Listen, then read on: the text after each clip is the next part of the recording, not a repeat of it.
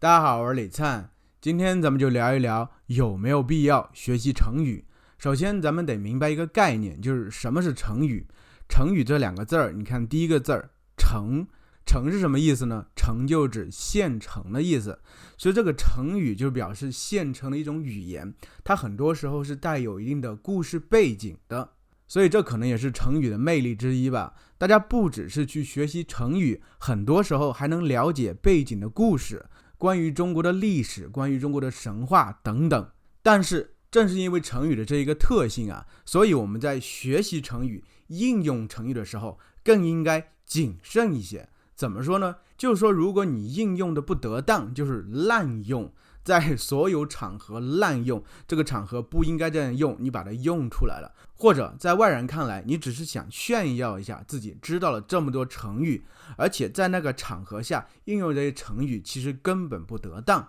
而且其实我觉得大家可能很多时候在一开始的时候把这个成语和四个字的词语混在一起了。其实中文里面有很多四个字的词语，但是未必所有四个字的词语都是成语。其实我是建议大家可以用四个字的词语的，就是很多约定俗成的词语，而且会让你整个说话的时候行文更为流畅，更为简洁，更为确切。因为这其实我们中国人自古以来流传下来的一个习惯，就是爱用四个字的词语。其实比如说大家会看中国古典的这些小说，比如《红楼梦》呀、《水浒传》等等，你就会发现他们的文字其实是非常简洁的，而且特别爱说四个字的词语。这些词语它未必是成语，大家知道吗？很多时候其实是可以自己深造出来这些四个字的，是为了听起来更悦耳、更动听一些。因为四个字排列在一块会有音节上的律动感、美感。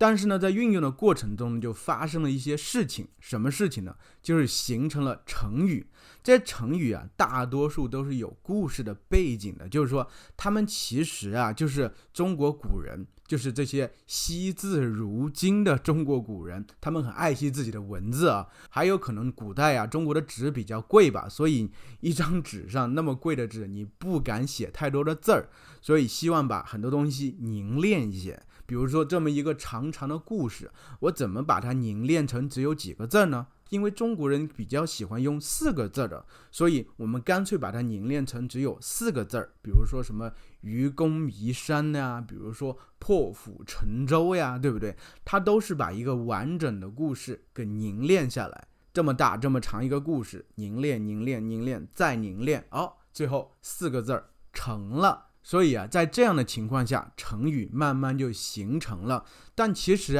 成语不可滥用，因为成语滥用它有两个不好的后果。第一个后果就是，首先成语它其实是一个故事的精缩版，我把它简写下来，只用四个字去说它，所以这个故事是不是有特定性？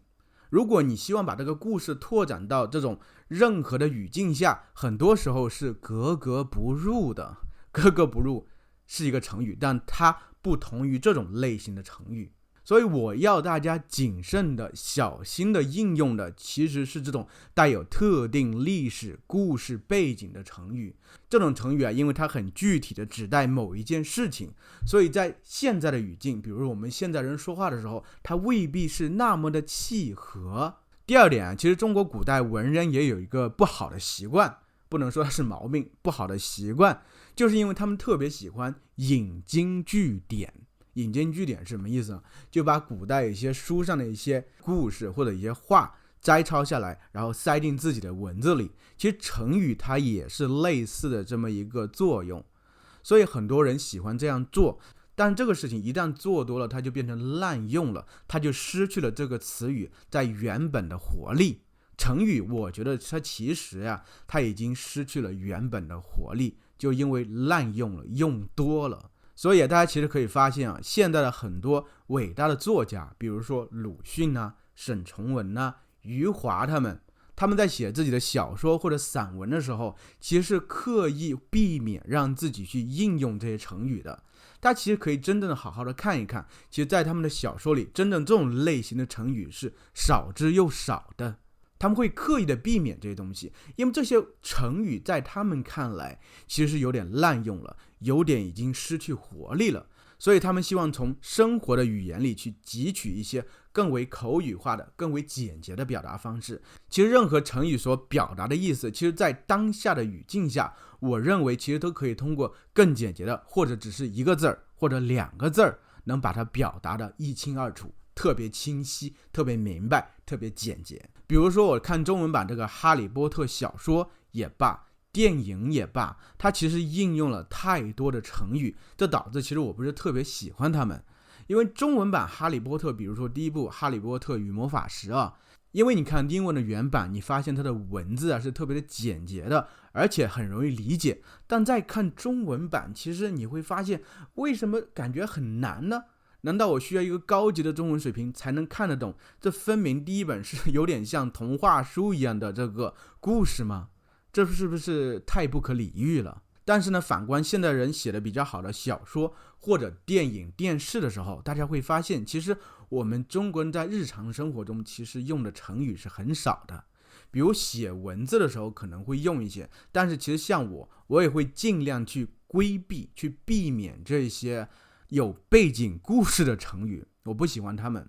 我不是特别喜欢他们。所以为了让自己的语言更为鲜活、更为动人、更为简洁，我是会刻意的去避免这种类型的成语的。而且在现实生活中，如果你用这些成语用的太多，别人首先会觉得你在炫耀自己知道好多东西，或者用中文里一个词语叫做掉书袋。什么叫掉书袋？就感觉好像你看了很多很多书，就一定要把自己知道的东西给别人展现一下的感觉。所以我的意见究竟是什么？大家应该已经很清楚了，就是你可以学习一定的成语，应用一定的成语，但是应该尽量去避免那些有明确故事背景的成语。如果你正在拿一本成语的书在学习成语，那么我告诉你，不要浪费时间了，花更多的时间去接触更多的中文的材料，在里面真正出现的一些4个字的是成语也罢，或者不是成语也罢，把那些应用过来，不要去专门的去找一本成语的书去学，你会发现很多时候你根本用不着这些成语。